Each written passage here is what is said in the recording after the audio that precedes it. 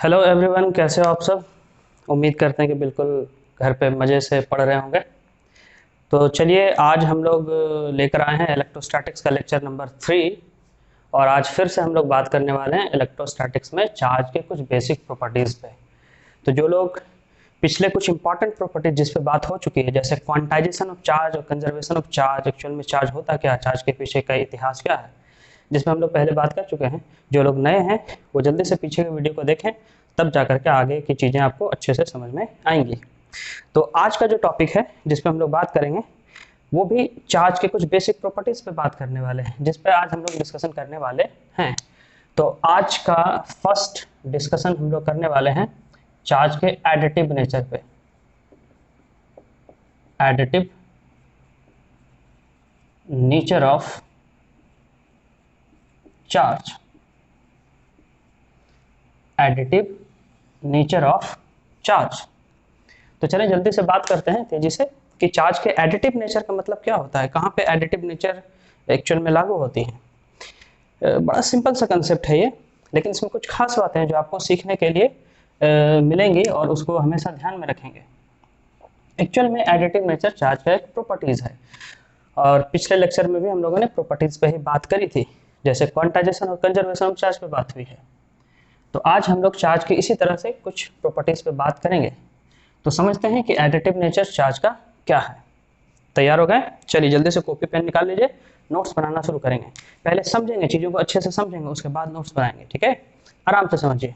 जैसे मान लिया जाता है, अगर हम मान लें कि हमारे पास एक ऑब्जेक्ट है, ये क्या है, एक कोई ऑब्जेक्ट है या कोई बॉडी है, और इस पे कहीं भी चार्ज किसी भी जगह पे कुछ डिस्ट्रीब्यूट है या बटे हुए, वो इक्वली या किसी सेगमेंट्स में हो सकता है, यूनिफॉर्मली नॉन यूनिफॉर्मली किसी भी तरह से। मान लेते हैं कि यहाँ पे एक चार्ज है, यहाँ है, यहाँ है, कहीं भी रेंडमली इस तरह से, है ना। मान लेते हैं इस चार्ज का नाम Q1 है, इसका Q2 है, ये भाई साहब Q3 हैं, है ना, ये Q4 हैं, और इसी तरह से ढेर सारे चार्जेस हैं। मान लेते हैं n number of charge Qn है, इसको आप Q5 कुछ भी नाम दे दो, ठीक है। तो एडिटिव नेचर कहता है कि अगर इस सिस्टम का नेट चार्ज निकालना चाहते हैं हम, अगर इस सिस्टम का, इस ऑब्जेक्ट का नेट चार्ज निकालना चाहते हैं कि इस ऑब्जेक्ट में कितने टोटल चार्ज हैं, तो बड़ा ही सिंपल है कि नेट चार्ज निकालने के दौरान सिस्टम में या ऑब्जेक्ट पे चार्ज जहां कहीं भी रखा हो, किसी भी कोने में छुपा हो, उन सभी चार्ज को सिंपली अलजेब्रिक सम कर दें तो इस पूरे ऑब्जेक्ट का नेट चार्ज निकल जाएगा।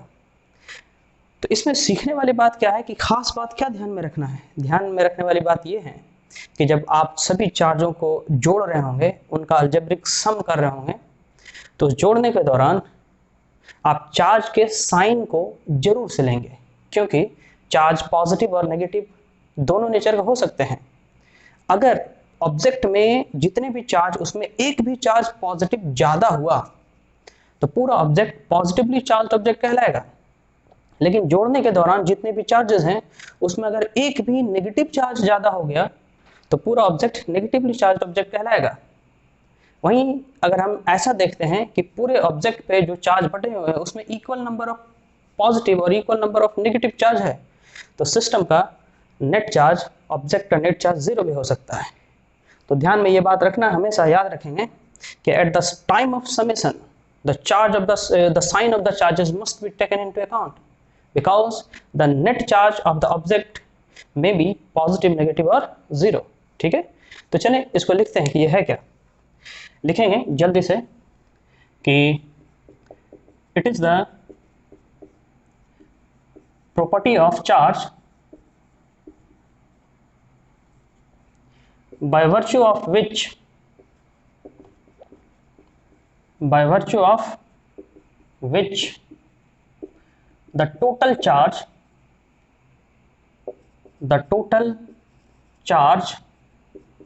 on the object is equal to the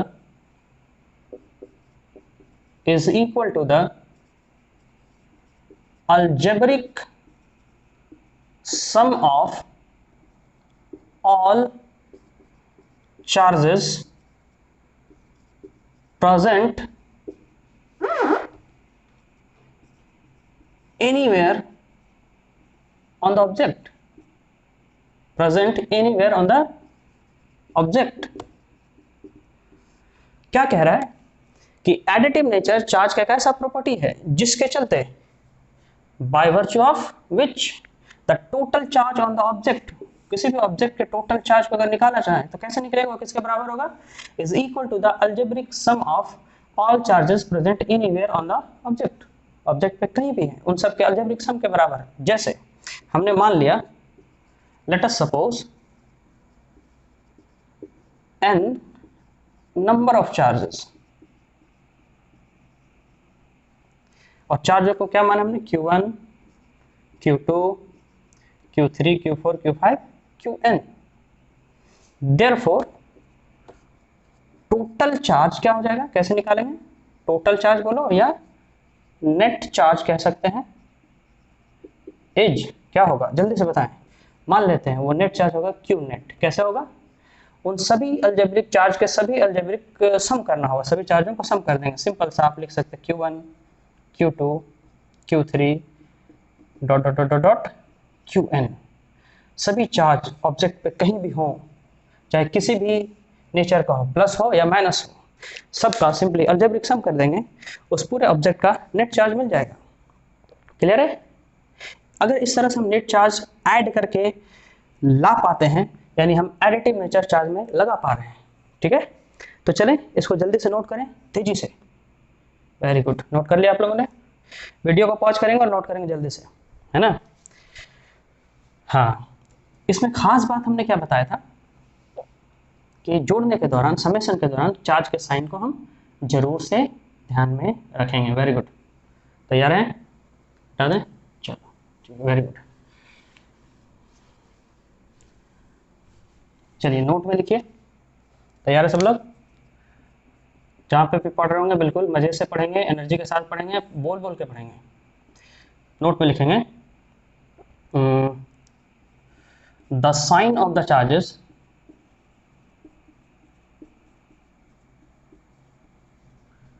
must be taken into account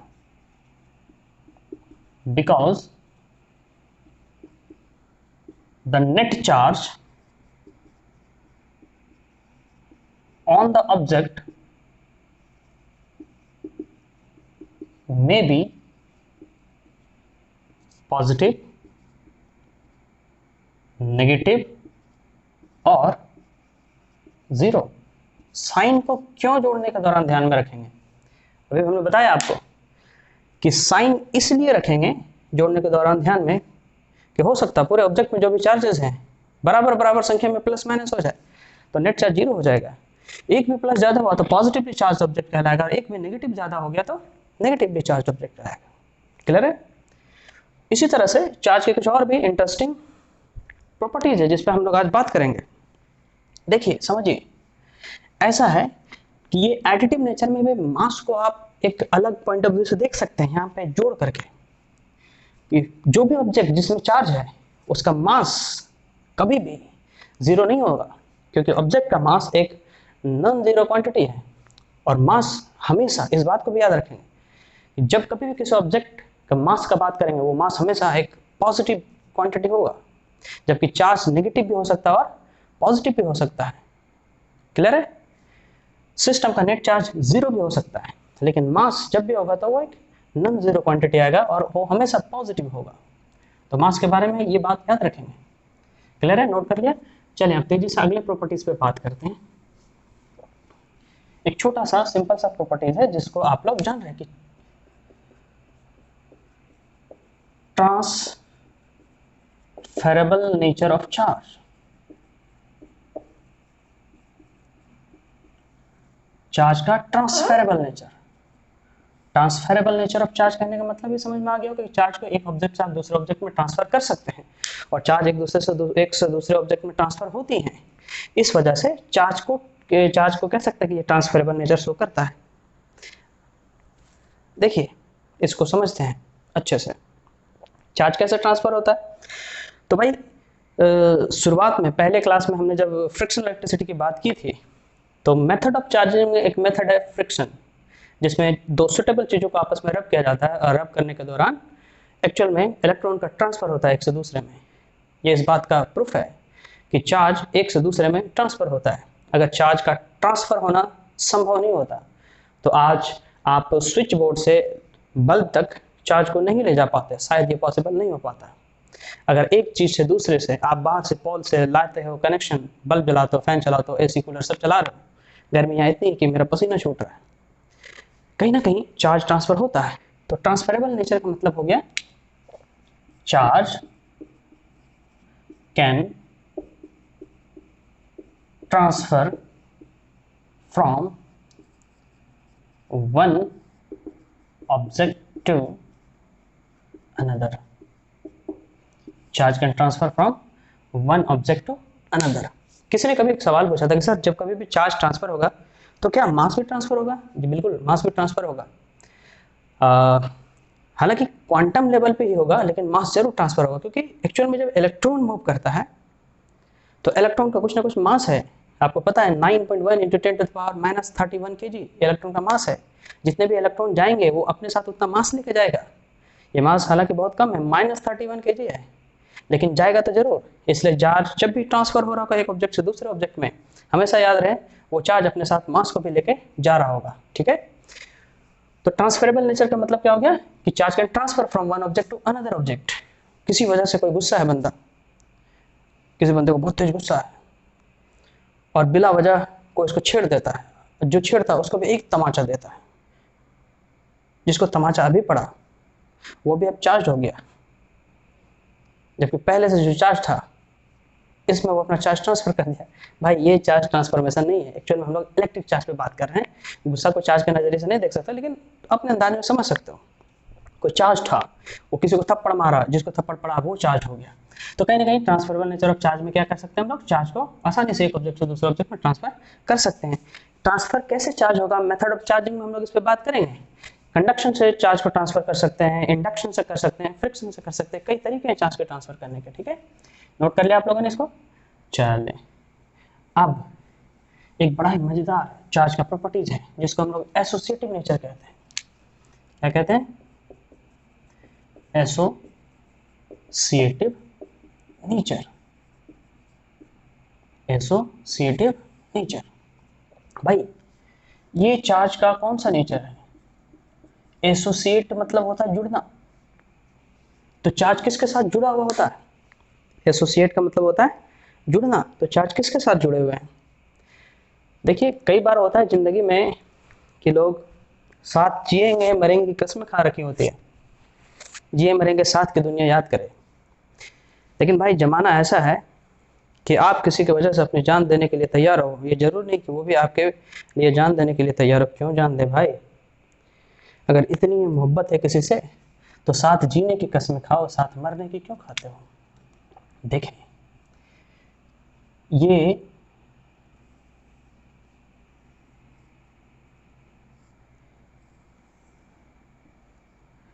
बंदा है। हाँ सर वो तो दिख रहा है बंदा है, नक्शा से पता चल रहा है, हैंडसम सा बंदा है ना, बड़ा क्यूट लग रहा है अपने को। भाई आँख बनाना है, खूबसूरत सा आँख बनाओ, जल्दी से जल्दी से जल्दी से बनाओ। हाँ बन गया। सर लग रहा है एकदम देख रहा है सर। चलिए देखो जल्दी से। इसका नाम है मास। क्या नाम है? मास। इसको मोहब्बत हो गई चार्ज से। ये खूबसूरत सी चार्ज है, ये लहराती बिखराती जुल्फ़ है इसकी, है ना। और हम लोग देख पा रहे हैं कि ये जो खूबसूरत सी सुंदर लड़की है, कान है सर, कान है, कान कहाँ है? गौर से देखेंगे, डबल क्यों किया मैंने? भाई लिपस्टिक लगा रहा हूँ मैं। चलो, इसका नाम है चार्ज। ऐसा है कि इन दोनों के बीच एक इफेक्टिव रिलेशन है, आपस में ये लोग मोहब्बत करते हैं और साथ जिएंगे मरेंगे किस्में भी खा रखी हैं। लेकिन एक बात खास देखने को मिला कि ये जो खूबसूरत सी लड़की है, इनका मानना है, स्ट्रॉन्ग डिटर्मिनेशन है जो अपने बात पे पूरी तरह से कायम है कि मिस्टर मास तुम्हारे बिना मैं नहीं जी सकती। लेकिन ऐसा नहीं है, ये थोड़ा कमीना है। चार्ज हो इसके लाइफ में तो भी ठीक, इसके लाइफ में चार्ज ना भी हो तो भी ठीक। मतलब मास को चार्ज के होने या ना होने से फर्क नहीं पड़ता, लेकिन चार्ज को मास के होने या ना होने से फर्क पड़ता है। ये कभी भी मास के बिना नहीं रह सकती है। बताओ आप, सच्ची मोहब्बत किसके तरफ से? आप बोलोगे सर इसके तरफ से, because charge can't exist without mass. क्योंकि चार्ज के डेफिनेशन में आप लोगों को मैं बताया था कि charge is something possessed by material object, और अगर ये मटेरियल ऑब्जेक्ट में है तो ऑब्जेक्ट का मास होना जरूरी है, यानी चार्ज कभी भी बिना मास का एग्जिस्ट नहीं कर सकता। But reverse is not true. इसका उल्टा सही नहीं है कि सर अगर चार्ज मास के बिना नहीं रह सकता तो मास भी चार्ज के बिना नहीं रह सकता। ऐसा बिल्कुल नहीं है, मास रह सकता है। ठीक है, तो याद रखेंगे इस चीज को कि चार्ज किसके साथ एसोसिएट है? हमेशा चार्ज मास के साथ एसोसिएट है। बिना मास के चार्ज का जीना संभव नहीं है। तो जल्दी से लिखिए एसोसिएटिव नेचर ऑफ चार्ज में, तेजी से। Charge always associated with mass. Charge हमेशा मास के साथ जुड़ा होता है। दैट इज, इसका मतलब क्या है? इसका मतलब चार्ज कांट एग्जिस्ट विदाउट मास। इसका मतलब चार्ज बिना मास का टिक नहीं सकता। लेकिन ये भी बात याद रखेंगे, but reverse is not true. इसका उल्टा सही नहीं है। मतलब इसका क्या मतलब? इसका मतलब but mass can exist without charge. Mass टिक सकता है चार्ज के बिना, जबकि charge can't exist without without mass. Clear है? तो एसोसिएटिव नेचर का मतलब हो गया चार्ज एसोसिएट है मास के साथ। किसके साथ एसोसिएट है? मास के साथ। चार्ज का मास के बिना जीना नहीं है। जब तक मास है तब तक चार्ज है, मास नहीं तो चार्ज भी नहीं। क्लियर है? तो चार्ज के ऐसे इंटरेस्टिंग प्रॉपर्टीज पे हम लोग बात करने वाले हैं आगे। तो कई बार शुरुआत से कुछ प्रॉपर्टीज पे हमने गौर किया होगा कि चार्ज का कहीं ना कहीं मास के साथ कुछ लेना देना है। कुछ जन्मों जन्मों का कुछ तो नाता है, कुछ तो डिफरेंसेस है, कुछ तो रिलेशंस है। तो क्या है उसको भी जल्दी से पढ़ लेते हैं। नोट कीजिए, जल्दी से वीडियो को पॉज कीजिए, उसको नोट कीजिए। हो गया? हो गया? Very good. चलिए, तो क्या है सर रिश्ता? क्या किसी कुंभ के मेले में ये दोनों बिछड़ गए थे, या दोनों के बीच कुछ समानताएं या असमानताएं हैं?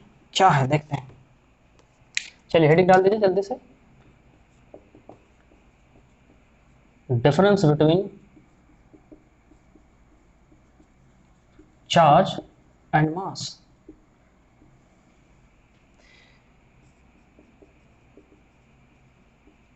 ये हो गया चार्ज। एक तरफ हम लोग बात करते हैं मास पे। देखो भाई, आप सबको पता है कि जो चार्ज है मे बी हो सकता है नेगेटिव, मे बी पॉजिटिव और न्यूट्रल। तो ये पॉजिटिव नेगेटिव कुछ भी हो सकते हैं। कौन? चार्ज। लेकिन मास इज ऑलवेज पॉजिटिव। मास कभी नेगेटिव नहीं हो सकता, है ना? दूसरे डिफरेंसेस में हम लोग देख सकते हैं कि चार्ज में भी जीरो, चार्ज जीरो भी होता है न्यूट्रल ऑब्जेक्ट में। एक्चुअल में न्यूट्रल ऑब्जेक्ट कहने का मतलब इलेक्ट्रॉन उसमें नहीं है, ऐसा नहीं है। न्यूट्रल ऑब्जेक्ट कहने का मतलब equal number of proton and equal number of electron, जितने प्लस उतने ही माइनस। तो ये जीरो नेट चार्ज किसी सिस्टम का जीरो हो सकता है, but mass is non zero quantity.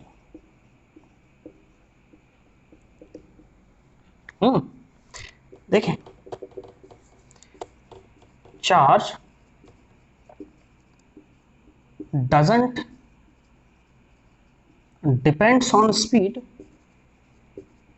या वेलोसिटी कह सकते हो कि चार्ज वेलोसिटी या स्पीड पर डिपेंड नहीं करता, नहीं।